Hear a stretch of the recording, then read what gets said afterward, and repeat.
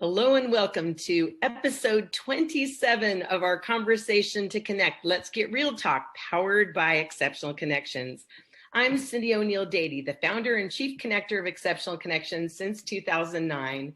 At Exceptional Connections, we offer intentional and innovative solutions to boost your business.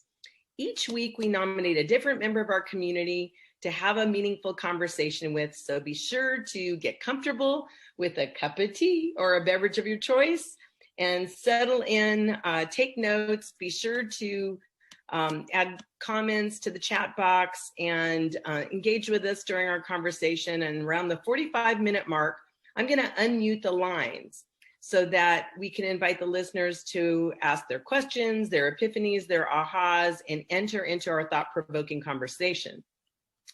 So the inspiration of our bi-weekly conversations to connect is purposeful conversation. So we desire to be relevant during these changing and uncertain times, and to support our community to make an impact in the world and stay connected. So as we get started here, I invite you to set distractions aside and invest yourself in the conversation that's about to unfold. So you don't want to cheat yourself out of the time that you've invested here. So our conversation this week is with the amazing and talented Kim Pelham from Everett, Washington. Hi, Kim. So great you can join us. Thank you so much. And I'm going to go ahead and just do a little intro and then we'll jump right in here. It's just a topic that I think is very timely right now as we're all been in lockdown and the COVID time, and it's a time for reflection and a perfect time to be able to hear from Kim. So transformation is a theme in Kim's life and her business. Kim likes to say that she is a real estate broker with a twist. Her husband is a general contractor, and they combine their businesses to help clients get their homes ready to sell by doing repairs, minor remodeling, and home staging. Payment can be deferred if needed, and she is well known for her before and after photos of the homes that she has transformed, so the sellers can maximize their return on the sale of their home. She's written a book about her process, which is also available on Amazon. So Kim has transformed her health. For the past 10 years, she's suffered from fibromyalgia, a syndrome that causes fatigue and widespread pain all over her body and is considered incurable. 15 years ago, she created transformation in her life, causing a complete recovery and restoration of her health. She lives aboard a 48-foot motor yacht with her husband of 37 years in the Everett marina. They have 2 grown children and 2 grandchildren. Aren't they the best? Grandchildren are worth it all. Her hobbies include piano, watercolor, painting, and she's a constant and never-ending self-improvement. I'm just going to add guru in there. So Kim, welcome to our call. Thanks so much for joining us and sharing your journey with us. It's been amazing. I just have been able to witness it from afar, and I've really enjoyed appreciated your vulnerability. So before we launch into our conversation, could you share with our listeners background regarding your health challenges? Well, sure. So it started around 2002. I had just many years of clinical depression before that. And I just started, everything hurt in my body. I was exhausted all the time, all kinds of weird symptoms. So 2 years of medical tests and investigations. Finally, I got a diagnosis of fibromyalgia from a rheumatologist. So if you fast forward 8 years, I've been sick for 10 years now. I'm on 4 different medications. I'm by now 110 pounds overweight, near constant pain. I'm depressed and completely unhappy. That was where I was, where our story will begin. Wow. Okay. So that fibromyalgia is a very intimidating word, right? So what is it? Break it down for our listeners. Sure. So if you're not familiar with it, it's an illness that has widespread muscle pain and tenderness, and it's accompanied by fatigue, sleep problems, memory problems. You get like this brain fog, call it fibro fog because your brain doesn't work right, mood issues, depression, anxiety. If you Google it, it says that it's not fatal, but it has serious lifelong effects, and treatment can help it, but it can't be cured. So the medical establishment does consider it incurable. It affects about 4 million adults in the US. About 1 in 50 people have this, or about 2% of the adult population. So there's pain and like stiffness all over the body. Some of the things that are interesting about it is you're twice as likely to be hospitalized, more than 3 times as likely to have major depression than adults without fibromyalgia. It's a much higher rate of death and suicide. A UK nonprofit organization did a study that showed 51% of respondents with fibromyalgia felt suicidal as a result of their illness. Another study showed that you're 60% more likely to die from suicide or an accident. So it really does just like completely affect your entire life. It is considered medically benign, which is a really strange thing to hear. Medically benign means that it doesn't kill you. It just kind of makes you wish you were dead. That's pretty much it. Oh my goodness. So, okay, given that, it sounds like is it hard to diagnose? Is fibromyalgia something difficult for doctors to really handle on? Yeah, there's not a test for it. It's a diagnosis of elimination. They test for this, that, and it's not that. They test for something else, it's not that. They test for something else, it's not that. And they eliminate all these things. So one way that they do diagnose is there's pressure points all over the body that are tender. And they're on your arms and on your legs, down your sides and so forth. And like here on your chest, where I'm pointing. So 5 pounds of pressure would make a person with fibromyalgia go like that. It hurts. So to know what 5 pounds of pressure is, if you take your thumb and just push it against your hand and just look for when your thumbnail starts to just change color. If your thumb or your finger, it might be easier with your finger. Once it starts to turn white, that's 5 pounds of pressure. That's hardly anything. And if you poke a person with fibromyalgia with that little bit of pressure, they will jump. It's so tender. People can't touch you. Wow. It must have been hard to raise a family with symptoms like that. So how did that affect your life? Well, when I was diagnosed, I was 35. My kids were 9 and 11 when I got sick. So, pretty young, and they require a lot of attention. And often small kids, they poke you to get your attention, they poke. So they couldn't do that because it would make me jump and scream. So what I would do is I trained them that if they needed to get my attention, they'd come up behind me and like tug on my hair so that they wouldn't poke me. So hair tug. That was one of the coping mechanisms that we had. I was on 4 different, like I mentioned before, 4 different medications. There was one, I was taking Prozac for depression. Ultracet was an opiate pain medication. Flexeril is a really strong muscle relaxant. And then I was on Mirapex, which was a Parkinson's drug that was being used investigationally to treat fibromyalgia. It was just an off-label, a doctor in Kirkland who's a specialist thought that it would cure fibromyalgia. And it did help, but it was a very expensive medication. But that was my concoction, my drug cocktail that kept me semi-functional. Oh my goodness. That's a lot. I mean, just listing those medications tells a story in and of itself. So this might be a good time to show a picture. So I'm going to do a screen share here. So bear with me for a moment. Well, Kim gave me some pictures that might be fun to share with her to show her journey. So there's the first one, Kim.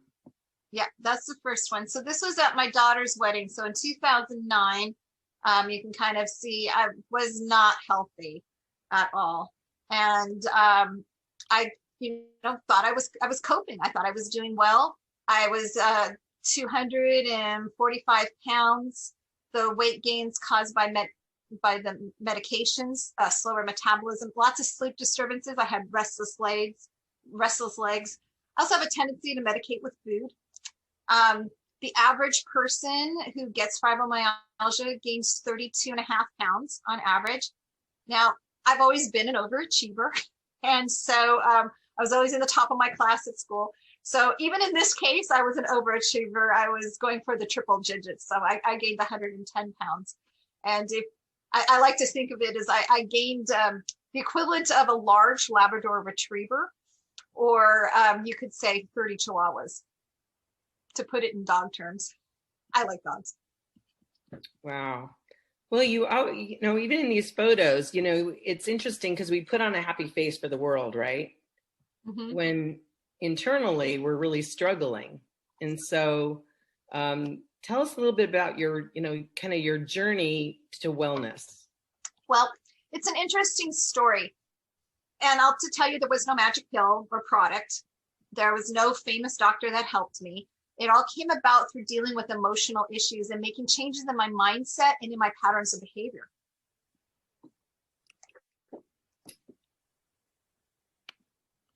Sorry. Okay.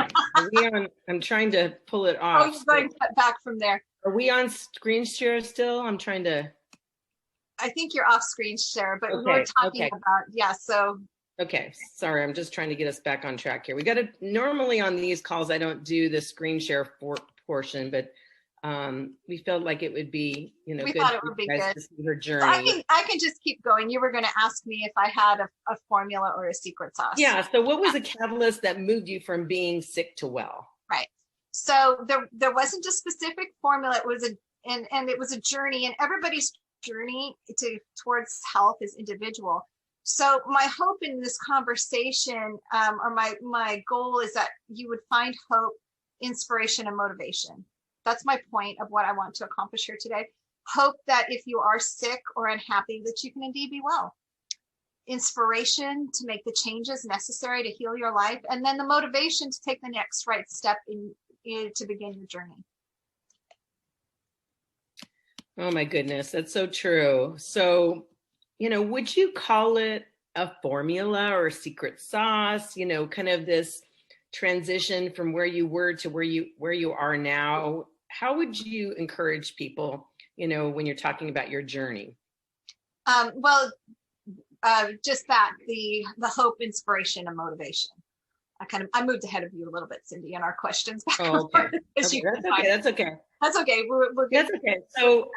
So I see that you're in, your journey's individual, right? It's your journey, but again, it's something that other people can take hope in and inspiration to be able to move themselves forward. So tell us some of the stories and the things that you've learned along the way that you can impart to our community. Yes, it is an interesting story. So just before we start, I just want to tell you that when I'm telling this story, I'm going to mention taking a product. But I want to assure you, I'm not going to try to sell you something. I'm also going to mention prayer, but I'm not going to get all religious on you. In telling this story before, I found that these two things can make people feel uncomfortable sometimes. So I want to state this up front to ease anybody's potential anxiety and just hopefully allow them to hear the story without worrying. Okay. So that's just my little disclaimer at the beginning. I'm not going to sell you anything. I'm not going to get all religious on you, but I'm going to mention those things just a little bit. So everybody just take a deep breath and buckle your seatbelts, because things are going to get interesting and maybe just a little bit weird. This is a little bit of weird story. So it starts around 2010, and this is when I had been sick for almost 10 years. And I ended up taking a product. So a lady had come, I had met this lady at a product fair, and she gave me some information on a product, a health product. And it was a network marketing health product. And she was super nice, would follow up with me once a month. I didn't do anything. Finally, she got me on a day that I was just really sick. I was playing Facebook games, trying to distract myself from the pain and how miserable I felt. And I'm like, okay, I'm just going to look at her stuff. So I looked at the site and I saw that some people with fibromyalgia had good results from it. And it was a product that had, it took diatomaceous earth, which is fossilized plankton, and ground them really fine and spun it in a special way and infused it in water, and you took these drops. So it was a very expensive product in that they wanted you to take this huge dose for the first month. So it was $650 for the first dose. So this was the bottom of the recession. And we had just lost a business and we had no income hardly at all. But I pulled a little money from this credit card and that credit card and a little bit of cash, and I got the $650 together and I tried this product. So after about a week on the product, I'm starting to feel better. I'm starting to feel good. And then all of a sudden, it's like I had no symptoms. All of my symptoms completely disappeared for 2 weeks. 2 weeks, no symptoms. I went out and I dug up my whole front yard, because I'd always had a bucket list goal of having a front yard completely filled with flowers. I dug up all the grass and planted like I don't know, like 1,000 tulip bulbs I got at Costco in the middle of the night. I was out in the middle of the night. I had so much energy. I felt so good. I made a little, on my publisher program, I made a trifold brochure about this product, stood out in front of the Boise Co-op, which is like Whole Foods, handing it out to everybody. I found the cure to fibromyalgia. I found the cure to fibromyalgia. I'm like handing it to everybody. So the upline lady for this product was very sweet and invited us to, you know, one of your network marketing kind of meetings, like get to know you and know the team. So we went to her house for dinner, and I met some other people who had fibromyalgia. And I'm like, I'm cured. I'm cured. Isn't it great to be cured? You're cured. I'm cured. Isn't it great? Isn't it great? And they were like, well, you know, we kind of feel better, but we're not cured. We still have symptoms. And I was like, huh, that's kind of weird. I wonder why they're cured. I mean, I'm cured and they're not cured. Like, does that make sense to me? So I'm thinking about this during dinner. And then I'm also worrying because I only have like a week left of my dose and I don't have any more money and no more credit cards. And I'm like, what's going to happen when I run out of product? I don't want to be sick again. By the end of that evening, between thinking about why the other people weren't cured and worrying about the money, my symptoms started to return and they came back. The upline lady was very sweet, gave me another dose of $650 worth and said we could paint our house to pay for it, which we did, but it didn't work. All the symptoms were back. So I was just like, I couldn't figure it out. So a couple of months went by, the recession gets worse. We have no work. We have no money at all. We're on like food stamps now. And my husband's home all the time. My son, who's 21, he's home all the time. And I said to my husband, I'm like, oh, if you don't do something to get out of the house, we're going to all kill each other, you know? So he went and started doing a volunteer ministry. It was something that we had done before we had kids, long time in the past. And he started doing it again. And he was so happy because he was like out and meeting people and doing good in the world and that kind of stuff. And so sorry, my phone is ringing with a client. I'll have to call her back. Sorry, I apologize. I lost my train of thought. Okay, so he was doing this volunteer ministry and he was so happy. And I'm like, I want to be that happy too. I remember that feeling. But how can I do that if I can't get out of bed? I'm like bedridden half the time. I'm so sick. So I just kept thinking about it. And finally, I had this decision I made in prayer. I made a commitment. I had always prayed in the past for endurance. Help me endure this terrible illness. Help me endure this pain, right? I got years of endurance. So I changed my thinking and I said, I want to figure out what happened those 2 weeks with no symptoms. I want to figure it out. Something happened. I was well for 2 weeks. I want to figure this out. So I started praying, help me have an open mind. Help me figure it out. Help me do the research to find the answers, because there's got to be an answer out there, because it happened. I felt it. And I was sincere. I mean, it was like prayer with tears. I mean, it was like, this is what I want. I am so committed to doing this. So I got up that morning and I told my husband and my son what I had decided to do. And they said, well, that's wonderful. And, you know, in the past, we've told you that we've noticed that when you get negative, your symptoms get worse. Don't get mad. Because that's what I would do. I would get mad when they would tell me that. I would be like, no, it's not how I'm thinking. It's not how I'm processing stuff. I just haven't been to the right doctor. I haven't taken the right supplements. I haven't taken the right drugs. I haven't got the right diagnosis. I haven't done the right treatment. You know, and I just go to all these specialists and all these nature things. I mean, I tried everything, spent so much money. So I started to immediately have that reaction of getting mad. But then I remembered, oh, wait, you just committed to having an open mind. So I went back and I stopped and I said, oh, okay, open mind. What does that look like? Okay, that looks like, okay, I'm going to listen to them. And so I said, tell me about it. Let's talk. Tell me about what you've noticed. So we sat down and we started to talk, and they started telling me the things that they had noticed about my behavior and the results that it would get.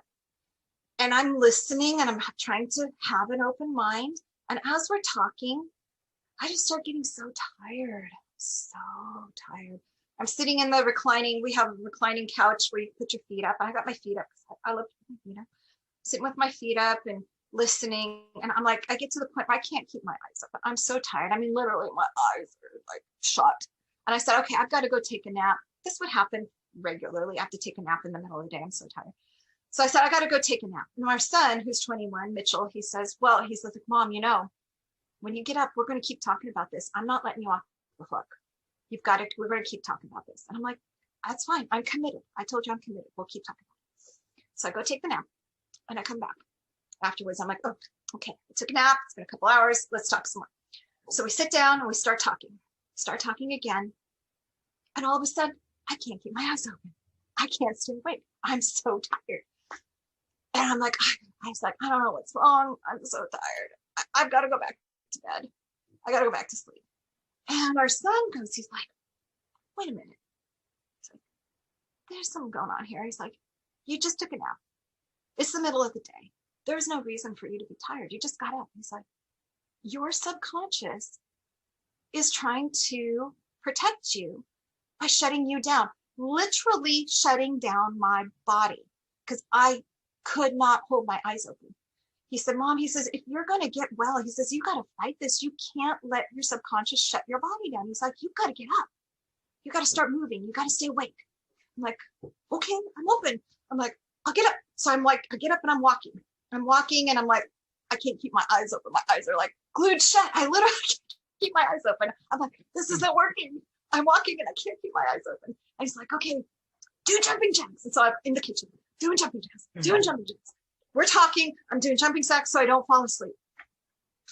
And so as we're talking about some of the things that we're talking about was feeling versus thinking. So some of you may be familiar with the Myers-Briggs personality typing, okay, where like I'm an ENFJ. I'm an extrovert, feeling, intuitive, judging person, ENFJ. So this had been something that had been part of our family culture, I guess. We all read it, we all liked it, and we would use it to communicate. And so my son says, he's like, Mom, you know, your thinking and your feeling are completely out of whack. He says, your feeling is so strong and your thinking is just like completely overpowered. And I was like, okay, but my feelings, they're important. They need to be like nurtured and encouraged so that they can be all that they can be. And he says, no, he says, like, they're making you sick. You need to have more thinking. He's like, you're a smart person, Mom.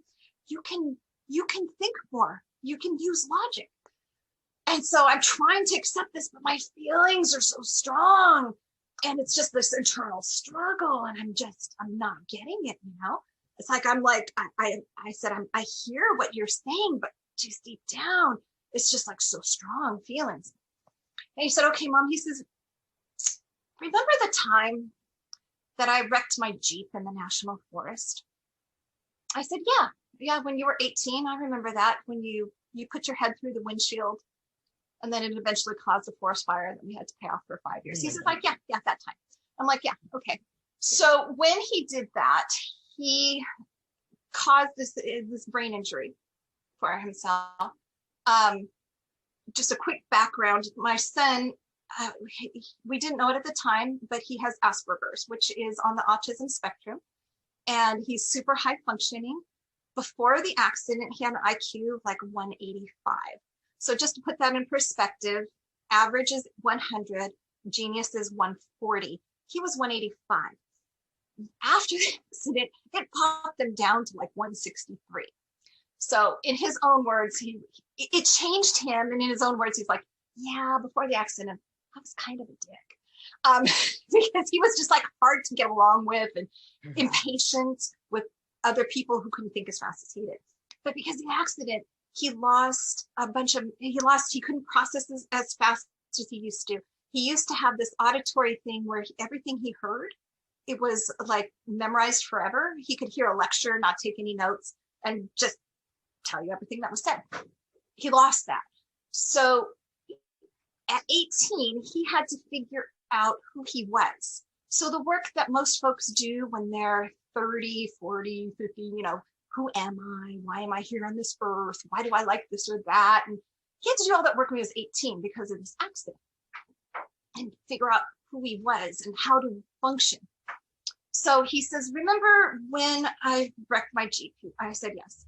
He said, well, at that time, he said, I'd been so depressed before that and so unhappy. And I just decided that life wasn't worth living if that's how it was going to be. He said, I'd rather just go out and kill myself if I'm going to live that way anymore. He's like, I can't do it. I can't live that way anymore. So he said, I decided that every thought and every feeling has to show its papers. He says, I run my mind like a social estate. He said, every thought, every feeling has to show its papers, has to prove its reason for existence, or I don't let it live in my brain. It's like, it's not serving me. I don't let it live there. He said, what I do is I just whip out my samurai sword and I go shoo, shoo, shoo, like that across its stomach, and I watch it stand there holding its guts and watch it die in front of all its friends and family. I was like, oh my God, that's awful. What kind of video games are you watching? I'm playing, it's like, oh, he's 21. And I said, I can't do that to my feelings. They're my feelings. I've been nurturing them. They're like puppies. I can't do that to puppies. And I said, Mom, they're not puppies. They're making you sick. You can't think of them as puppies. I said, I still can't do what you said. It's just like, oh, it's just awful. That's just way too violent. I'm like, that might work for you, but that's not working for me. And she said, okay. He's like, okay, how about this? He said, what if they're dust bunnies? The pile of dust that accumulates behind the door when you don't clean enough. It's like, if they're dust bunnies on the floor, could you stomp on them? Could you stomp on the dust bunny? I'm like, okay, I could do that. I could stomp on dust bunnies.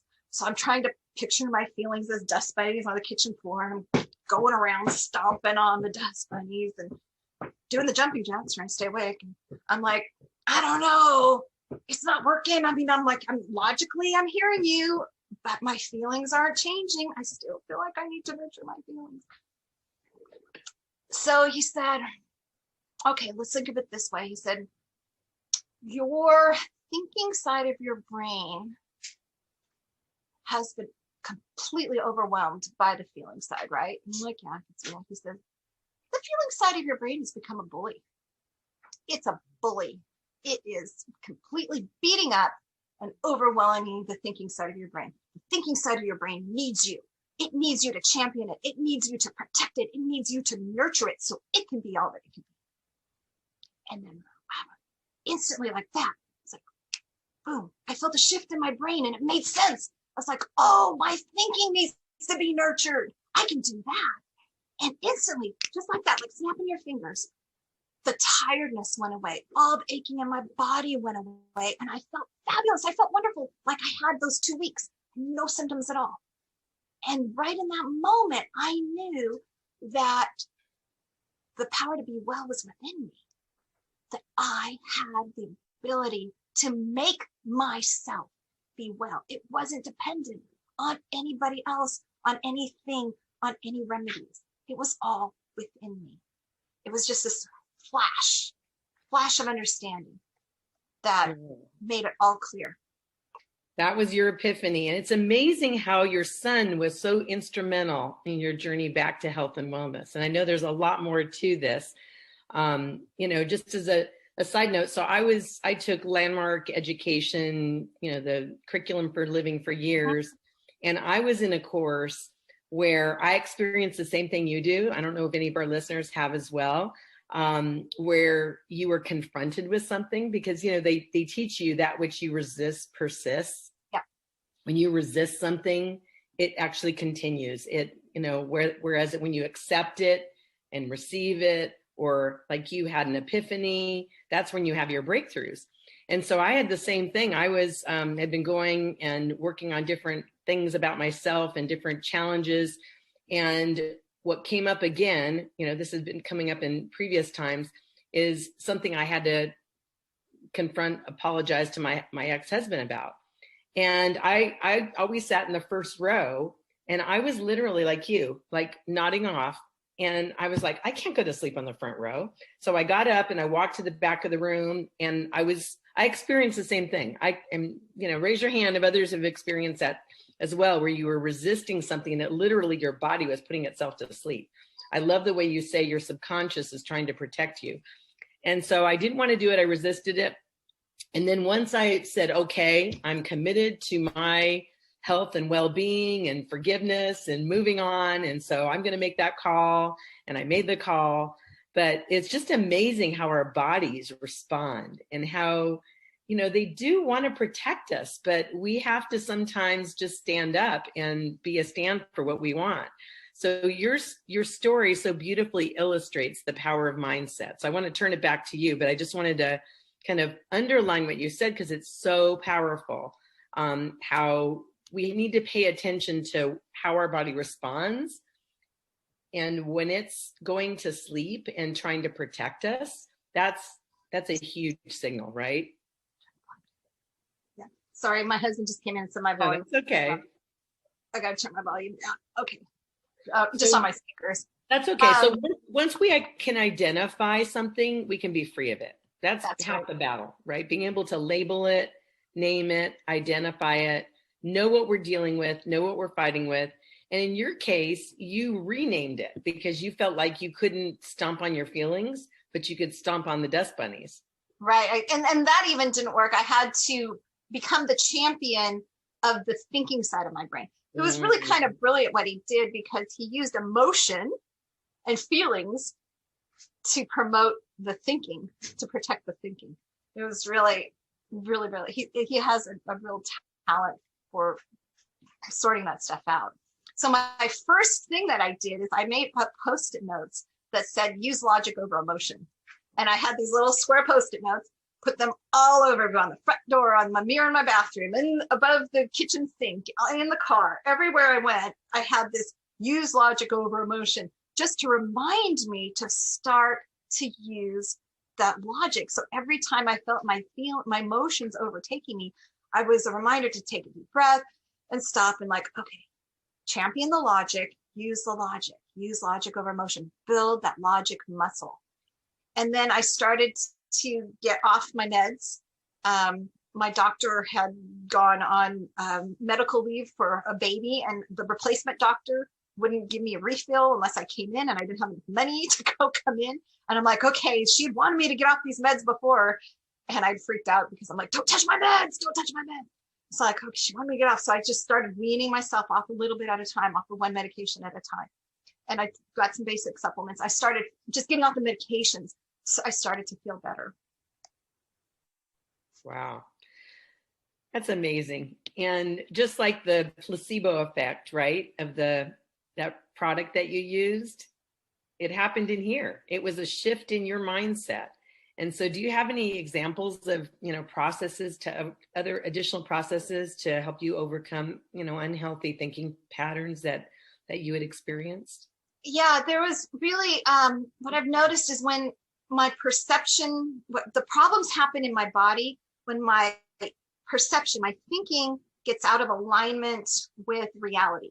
Now, people say, oh, everyone has their own perception of reality. So I'm not talking about my perception of reality versus your perception of reality. I'm talking about my perception of reality versus what is really happening in the world, like laws of physics, right? The laws of physics. So there's an example like, here's an example. When we got married, I was very young. We were both very young. I had just turned 19 and my husband was almost 21, so 19 and 20. I lived a very protected life. My parents protected us. I lived in this like a snow globe of protection. And to the point where my parents never even disagreed in front of us, because my dad he said it was biblically wrong to argue. And they're Canadians and everything, just as long as it all looks good, everybody just gets along, we're all good. So I had a perception that when I got married, we would just always get along. We would never disagree. So there's an idea out of alignment with reality. So my poor husband marries this person who has an idea that we will never disagree. And also I never lived out in the world. I never had a job. Adulting is hard. And so, so here we are, I'm learning adulting is hard. The real world is hard. And I'm married to someone who's very different, from a very different background. His mom was married 5 times. He went to 30 different schools. She was bipolar, and he had this horrible, super unstable childhood. Very different from my family. So because it was very different, and we have all these problems, I'm like, all of these problems must be because you're different. Making that line of decisions, those connections. All of my problems must be because you're different. You're the problem. I made a decision that he was the root of all these difficulties. If he could just be more like us, then we wouldn't have all these problems. Now, just think of how much problems that caused in my family, in my marriage, and in my life. So as we're growing up, we make these decisions on how the world works, how all these decisions we make about how things function. And somewhere along that, it's influenced by, our family, what we learn at church, religious, what we see in the media, movies, books, and we just draw these conclusions. Sometimes we draw conclusions that are out of alignment with reality. My son refers to it as emotional math. So if you decide that 2 + 2 = 35 in your young mind, and then now on this basis of 35, then you make other decisions and other decisions and other decisions. Pretty soon you get a belief system that's like, here's like alignment with reality. You get this belief system that's like, whoa, you can't see me in the camera. I'm turning the wrong way. Wait, your decision's like way off. So if what our process was to dig down until we find the emotional math that's wrong according to reality, like it's just not real, and correct that, then all of those other things just fall off. All those other incorrect decisions just fall away. You got to get down to the root of the emotional math that's causing a problem. Another example was I was in the car one day with my son, and I was talking about a friend of mine, an older lady, and her name was Colette, and she was of the generation. Her husband had served in the Vietnam War, and they were mixed racial marriage. She was Black, her husband was white, and they had raised their children on this military base back east, like in the South somewhere, where the dry cleaner had dumped all of the chemicals behind the building, and it infiltrated the water and the wells. Mm-hmm. So they were raising their children like baby bottles full of poisoned water. So her son had like brain cancer, like all kinds of terrible problems. And we were talking about it, and I made the statement to my son, like, well, you gotta cut Colette. It's a little bit of her slack, because she's got more than the average number of problems. And my son said, average number of problems. He's like, explain to me what that is. And I said, well, I don't know. It's just an idea I have, the average number of problems. Like, I have this many problems. Colette has this many problems. And my friend over here, she has this many problems. So you take the total number of problems divided by 3 people, and you have the average number of problems, And I was always okay thinking to myself, I had this belief system that I should have the average number of problems. If I had the average number of problems, it was okay. If I had more than the average number of problems, that wasn't okay. That wasn't how it was supposed to be. I should only have the average number of problems. So my son said to me, he says, Mom, he said, that's the complete misapplication of a mathematical concept. He said, it doesn't make any sense. It's like, you can't compare how many problems you have to somebody else has. You have the number of problems you have. It doesn't matter. Comparing them doesn't make them go away, doesn't change the situation. And it was like another insight to me, like, oh, that's when I realized I have always thought I should only have the average number of problems, and I would be unhappy because I had more problems than I thought other people had. So those were just some of the processes that we would go through to get down to that emotional math that was incorrect, that the belief system that was out of alignment with reality. And so I noticed that whenever I would have like pain or in my body, fatigue, weird problems, that was a sign that there was something thinking here that was out of alignment with reality. So when I was at the beginning, I would come to my husband and my son, I would go like, okay, I'm hurting, I don't feel good. And they'll be like, what are you thinking? I'm like, I don't want to tell you because it sounds stupid, you know. Like, well, if you don't tell us, how are you ever going to get better? I'm like, I know, it's kind of embarrassing, you know. So I had to be humble and be able to like pull all this mental junk out and put it on the floor and say, okay, let's pick it apart. Let's figure out where the emotional math has gone off. And sometimes I'd get stuck and I would, you know, go play the piano, or I'd go off and be by myself and like I'd just like pray or meditate or something to try to get unstuck, because there would be times when I get stuck. And over the years, I got tired of being dependent on them. Like, I don't want to be dependent on them for the rest of my life.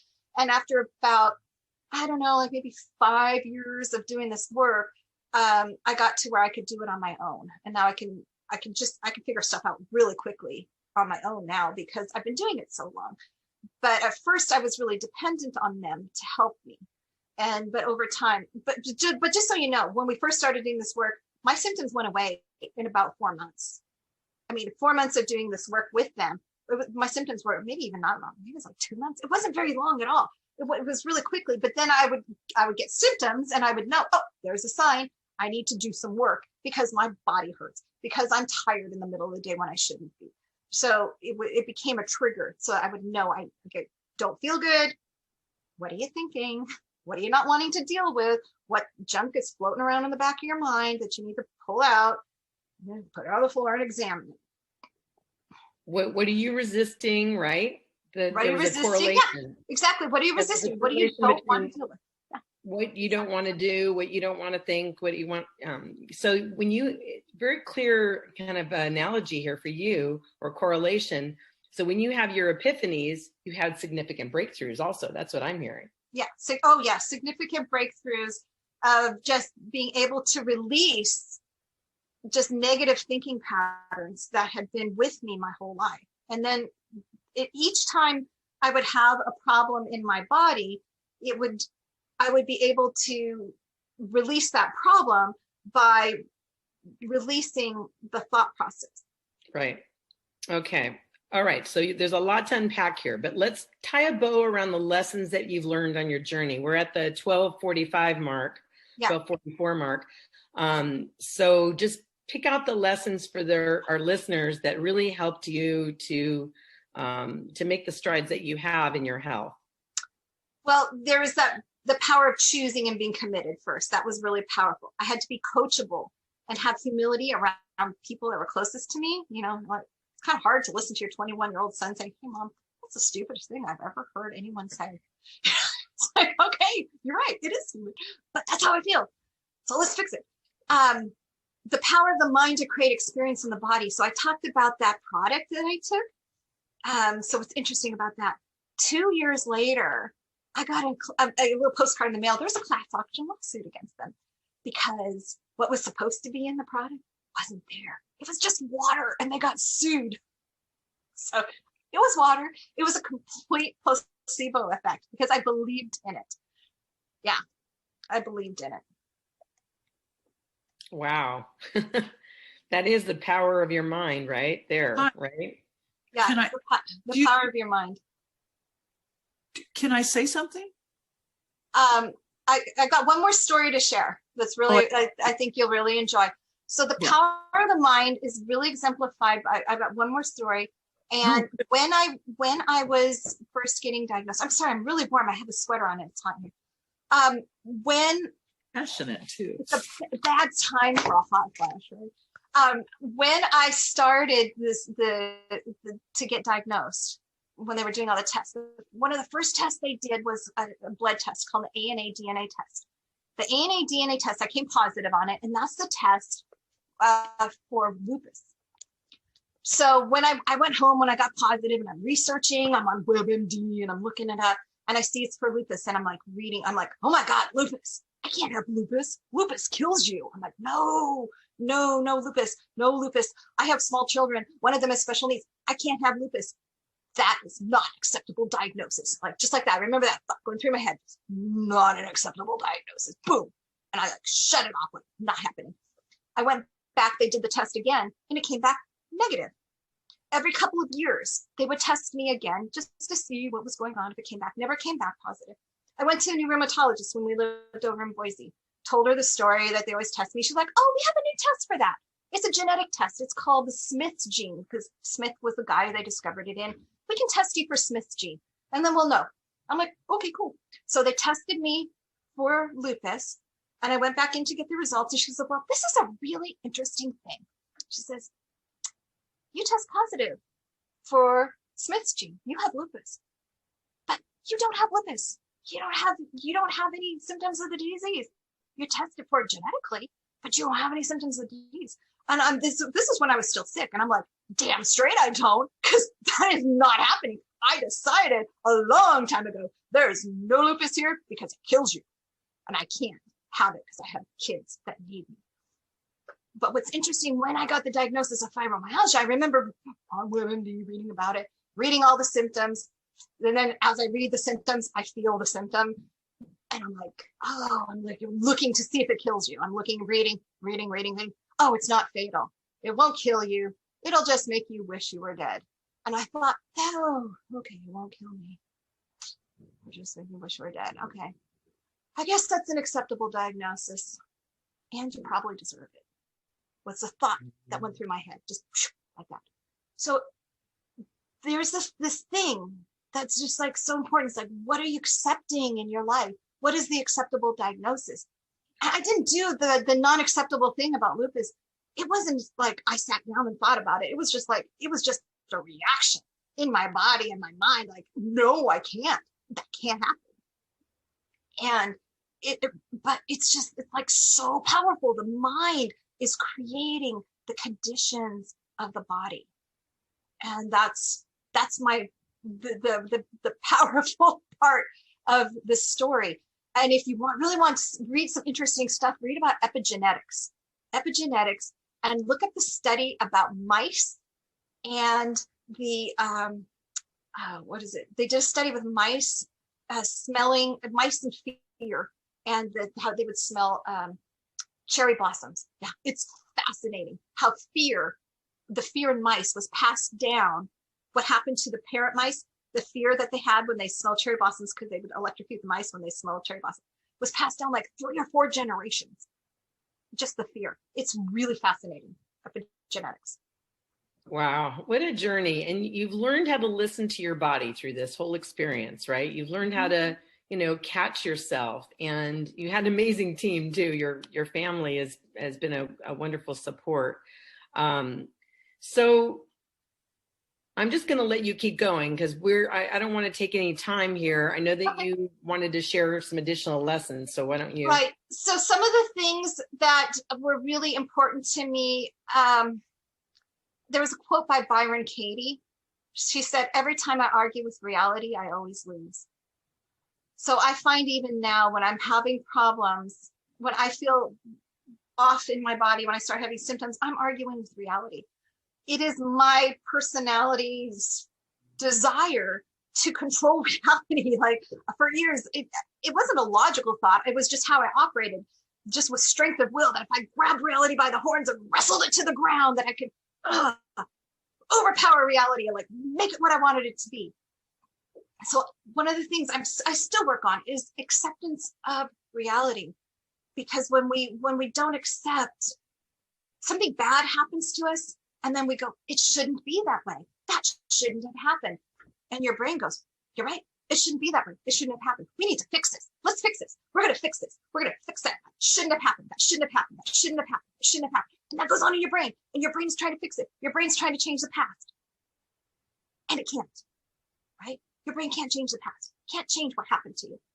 You have to accept that stuff happened, and it's in the past, that incident. You go through life and you just accumulate traumas. Traumas happen, but you have to separate what happened what happened from the story that you're creating about it. That's just one of the things that I did. So I don't know. There's Brene Brown, her work on letting go of shame was really huge. The gifts of imperfection. We had another slide. I don't know, Cyndi, if you want to figure out pulling that up, I'll keep talking. Sure. It kind of shows my process. I think it was like in 2014, I was doing Brene Brown. The gifts of imperfection and her shame work, the power of vulnerability, was really huge. And it just in me progressing to be able to keep making progress and letting go of all of my old stuff. Then the book Letting Go by David R. Hawkins. The Pathway of Surrender is what it's called. Amazing book. I listen to that book on audio while I'm driving at least once a year, because I get new insights every time. Because we all have this, we know that we're supposed to let go of the past, but how do we do it? And David R. Hawkins has a process for how to let go of the past. So that picture there was when I was doing the Brene Brown work. She had a class, and we had to post a picture on social media, writing on our hands, I am enough. That is the first picture I had ever posted of myself on social media. I had always, my profile picture was always like a flower or something. It was a sunflower. I wouldn't post anything. And so that was, I just hyperventilated posting that picture. So let's see, David R. Hawkins, stopping the self-loathing, learning to love myself. That was a huge, huge step in things, defining my values. The weight loss, I tried something different. Learning to be happy within myself. I have a meditation practice that I do now that's super empowering. And then in 2019, my husband and I did Cyndi mentioned landmark curriculum for living. I can't say enough good things about that. That program saved our marriage, helped me release some of that stuff that I was doing on my side of things, but also just gave me some tools. I would say their initial program, the forum, I went through the program with my husband, and as they were doing it, a lot of the work that was in there I had already done, but I was watching their methods, and I'm like, oh, I see what they're doing. That exercise right there that they just did in 20 minutes, they accomplished what it took me a whole year to do on my own. So it's super effective stuff. I really highly recommend it. It's really good. And then Cyndi, you can pull up slide number 3, which is a really awful picture, but that is what I used to be. And when I was super sick, that was right before my daughter's wedding. And I'm just so grateful for the fibromyalgia. I view it as a blessing, because whenever I start feeling something weird in my body, and it still happens, weird stuff happens, I get weird aches and pains and symptoms or whatever, I instantly know that my thinking is out of alignment with reality, and I need to stop and see, what am I resisting? What am I putting off? What do I not want to deal with? And I have to pull that forward, find the lesson, and let it go. And then, almost instantly, that pain or problem will go away once I'm able to resolve that issue. I pull it forward and let it go. And Melissa mentioned Louise Hay. There's a lot of information out there on all of this stuff. This is not just, I just stumbled across it by what happened. I didn't find this, necessarily through research, but Louise Hay has great stuff. Also, I'm going to type in a website that I love. It's called flowsandforms.com, which is a weird name.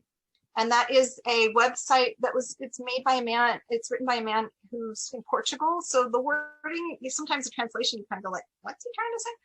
But it's the most in-depth website I've seen for when you have a symptom in your body and what emotions and what thoughts are related to that symptom to kind of jumpstart your thinking, or if you're stuck. I use that website regularly. It's the best one that I found that has all that information in it. Flowsandforms.com. It's a really good resource. Wow. Well, thank you for taking us on your journey and sharing with us the things that you've discovered the hard way and that we can all implement into our lives, no matter what our diagnosis is. We all have physical ailments and things that we're dealing with. And I think the important thing is to be able to read our bodies, right? And see the signs and be able to say, okay, I need to pay attention to this. I need to not just suppress it and push it down, because that's what a lot of, they say, you know, illness or dis-ease in your body. That's the word disease, is when we're not confronting or we're not dealing with things and we're Exactly. just pushing them aside and pushing them down. And, you know, I've heard that a lot of times people in their 30s and 40s, you know, you hear about midlife crises, and a lot of them are because a person has up to that point continue to just suppress what they're feeling or what they've gone through. Yep. And then there's a certain point where you can't put the lid on it anymore. Yep. Yep, that's really true. And in those photos, that one, just to put in context, that first photo, I was 44 in that first photo. I'm 56 right now, and I'm super healthy. I have one recurrent problem, which is plantar fasciitis in my right foot, which has been with me for like 10 years. And I had an intuitive doctor. I told him about it. He asked me, he says, Kim, he says, what are you not stepping into? When I told him about the plantar fasciitis, I'm like, telling my story about my fibromyalgia recovery. I mean, instantly it just popped in my head. I knew what it was. So I'm hoping that by coming forward to this and start telling my story, I can finally get rid of the plantar fasciitis in my right foot, because it flares up and it'll just bug me and bug me and bug me. Because you need to tell your story so that other people can have hope, right? That they can feel better and they have inspiration and that they have the motivation to do the work, because this is the work of our life. This is the work that we're here to do, is to learn how to be more conscious beings. Yes. Improving our consciousness and who we are. That is our work. That's why we're here. And so I'm hoping my foot will get better by doing this. Well, you're on the way. You're on the way. And thank you so much for what you've been sharing.